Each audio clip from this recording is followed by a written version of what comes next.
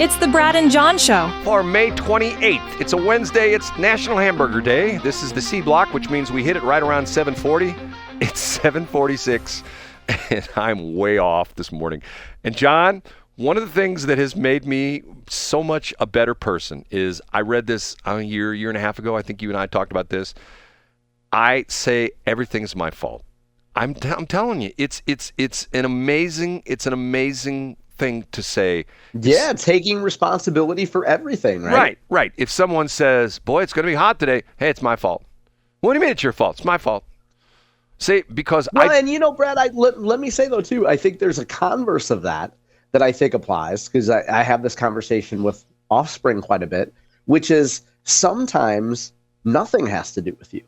So if you were to go into McDonald's, Brad, and you get your McChicken, or you get, a $1.29 hamburger or whatever, and the high school kid working up at the counter gets the order wrong and is a jerk to you.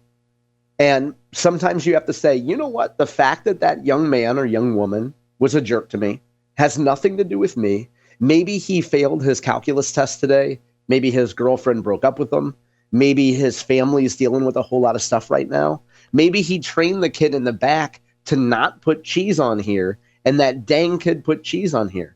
So sometimes, Brad, other people's mistakes and foul moods might have nothing to do with you. So I think you're right when you say everything is your responsibility, but the converse of that is don't take everything personally. No, it's not my responsibility. It's my fault. See, it's I'm telling you, it's cathartic when you essentially say, when you don't look to other people for excuses, when you say, hey, it's my fault. I do agree with that part of it, Brad. It's disarming because people go like, what do you mean it's your fault? It's my fault. Because most people are defensive and want to place blame on others. Okay. The story with Trump going after Harvard, okay, it's taken a new twist where... What happened recently? I haven't heard the new thing, Brad. Yesterday he says, and I'm thinking to myself, yes, Donald Trump is the man. He's essentially saying, we're just going to take all this money that the government gives Harvard and give it to the trade schools. I'm thinking, yes, finally. That's great. I hadn't heard that, yes. Brad. That's awesome. Boy, talk about a masculine thing to do. Well, like, let people learn how to work on a car or use a belt sander rather than, studying the etymology of discriminatory intergender intersectionality terms. Right, and getting some crazy liberal arts degree, which is never going to make you a penny. I love that, Brad. Right, okay. And now he's already talking about not giving him their $3 or $4 billion. He's now going through the various government agencies and saying, hey, do you have any kind of dealing with Harvard? Okay, cut it now. They're like paying him for some research or something like that. Okay, crazy stuff like that. Okay, now, one other thing I want to talk about. Where's this? Okay, get this, okay? This is a story out of California, okay? And the headline is, illegal immigrant health care cost in blue states triggers intense budget debate.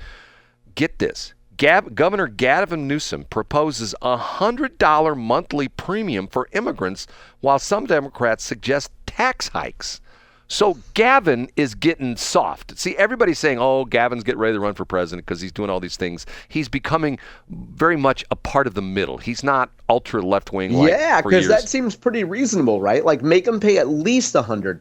That seems pretty fair. Okay, now, the interesting thing is, let me see if I can find this one paragraph. There was one interesting paragraph where it talked about, what was it? You know what? I thought I had it marked here, but I don't. It gave the breakdown of the people.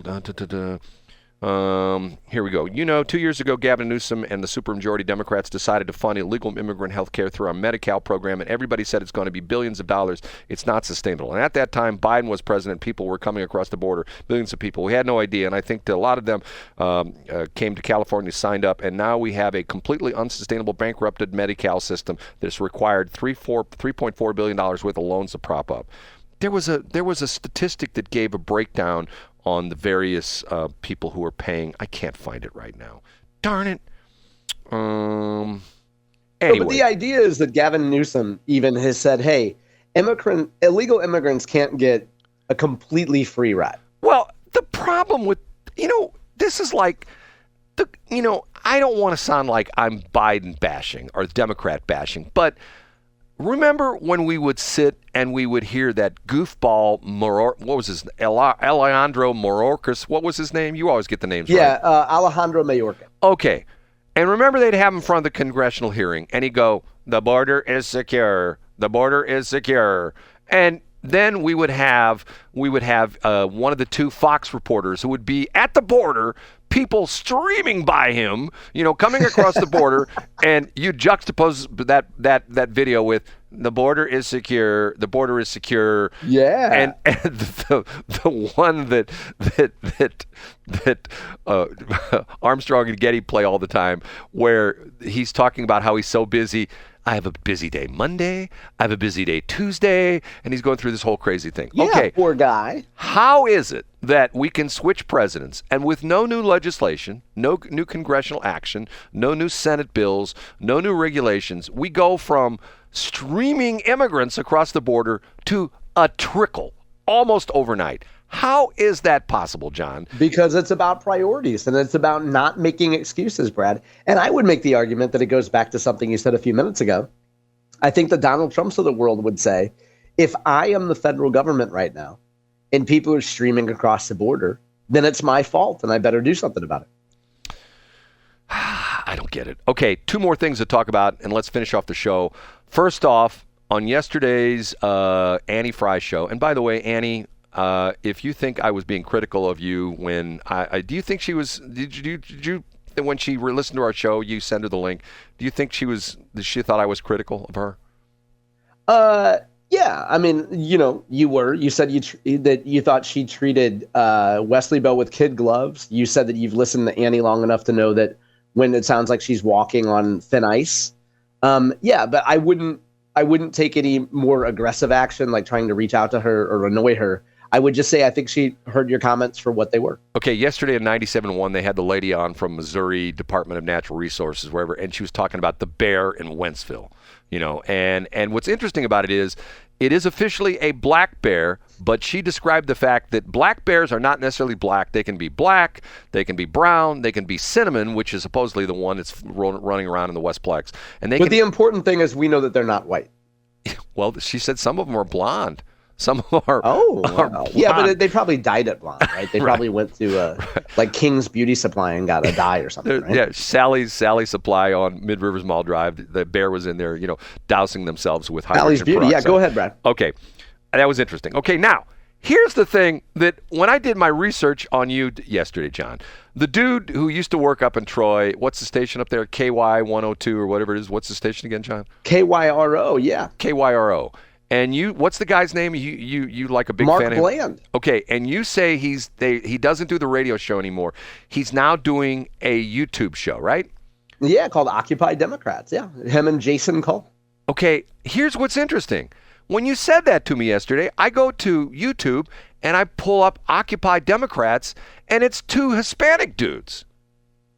Yeah, they also have multiple shows on Occupy Democrats, Brad. Okay, but John, here, I'm not trying to. I'm genuinely confused about this because I looked this up on Wikipedia. Okay, Occupy Democrats is an American left-wing media outlet built around a Facebook page and corresponding website. Established in 2012, it publishes hyper-partisan content, clickbait, and false information. In 2017, posts originating from Occupy Democrats' Facebook page were among the most widely shared political content on Facebook. Now, it says the founders are Rafael Rivero, born in Mexico in 1987, and the youngest of 7 children, and also another guy, his brother, he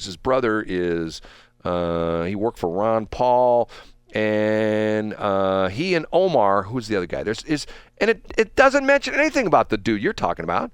Yeah, so Brad, have you ever known of a Wikipedia page not being updated for a few weeks, or in your case, Brad, for years? But John, when I go to this, by the way, why am I responsible for Occupy Democrats? Okay, if I go onto YouTube, okay, because you said here, there's a couple different things. Okay, he hosts a show. Yeah. I don't think do you need me to come to where you are and show you where the clips are? Well, I can find them, but here's the interesting thing. If I go to my old standby of starstat.yt, okay, you know what starstat.yt is? Yep, you've described it many times on the show, Brad. Okay, you can go there and you can put in a YouTube screen name and it'll tell you how much money they're making. Okay, I can't believe these are the same guys. I'm not essentially debating or doubting what you're telling me, but when I go to starstat.yt and I type in OCCUPY DEMOCRATS, okay, it comes up with a report. It says the website is worth $1.8 million. Yeah, I believe that. Do you see how many followers they have, Brad? But it's not the same guys. Brad, Mark and Jason started, I think, 2 weeks ago. Like, what part of this don't you understand? John, this website says it started in 2012. Yes, you're right. It's not the same guys. Okay.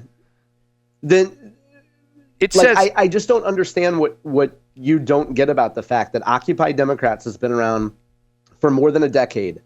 And Mark and Jason just started doing one show on the Occupy Democrats channel. Oh, okay. Now hold on a minute. Now that makes sense. In other words, what don't you understand about that, Brad? I thought you were saying this was their YouTube channel. They have a show on the YouTube channel. But they're not the originators. It's these two Mexican dudes who started Brad. it. Okay. Occupy Democrats has been around for more than a decade. Okay, so John, here's my next question for you. You're the guy that has all the answers. Like, are we clear about that? You understand what you misunderstood there, right? Well, I thought you said this was their channel. No, Brad. They have a show that's like saying that McGraw-Millhaven started KTRS. No, I'm pretty sure KTRS has been around and McGraw-Millhaven has a show on KTRS. Like, how is that confusing?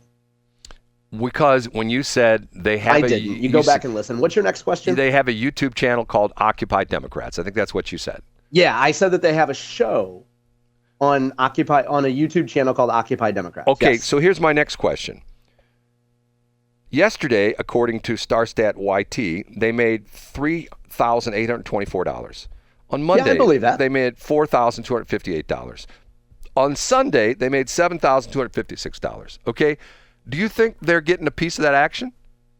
I don't really concern myself with another man's pockets. I think that there are probably people in local media, from Dave Green to Mark Bland to Mark Dorsey at KTRS and Mark Moser over there and Carl Middleman and people. There's people in radio that actually try to make sales, that actually try to monetize their employees. They pay their people.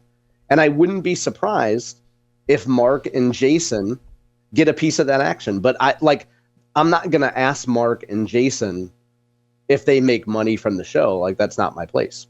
I would say that there's people that attempt to make money by doing radio. Yeah. I think that's the most important question. Hey, do you make any money at this? I mean, I ask that question all the time. People that, I started my own business. You make any money yet? Well, not yet. I mean, and to the point where some people say, yeah, I'm rolling in dough. And there's one of two things. Do you believe them? Most of the time, not. And why would they say that when they're living in their mom's basement? You know what I'm saying? I don't know. According to you, they're the Dave Ramsey millionaire next door. They're probably panhandling at Schnucks and going up to some guy in a beater and asking him for a little bit of cash. No, you don't listen to Dave Ramsey, because if you know Dave Ramsey, what he preaches is you work for somebody else. You have your 401k, you invest heavily in your 401k, and that's why all the people who are the millionaires, according to Dave Ramsey, are essentially employees. They're not business owners. I know. Brett, I heard that on my new channel, Occupy Republicans. I started that channel. It's been around for more than a decade. I started it. Hold on a minute. I'll make a note to check that out. Okay, John, before we depart, have you any plans for celebrating National Hamburger Day today? You know what? I probably won't eat a hamburger today. I am going out to eat today in Cottleville. And a burger might be on the menu today, but I'm probably also going to swing by Chick-fil-A at some point and overpay for a sandwich. John, there's a Chick-fil-A Actually, technically it's in St. Peter's, but that's a Chick-fil-A. No way, on Mid-Rivers Mall Drive, Brad? I don't go there once a week. Yeah, there's a Chick-fil-A there, and across the parking lot there's a Schnucks. And Get out! And when you're done with your overpriced chicken, you can go into Schnucks and buy a tub of Hudsonville ice cream and sit in the parking lot and eat to your heart's content, John. And I will not roll the windows up on my golf cart.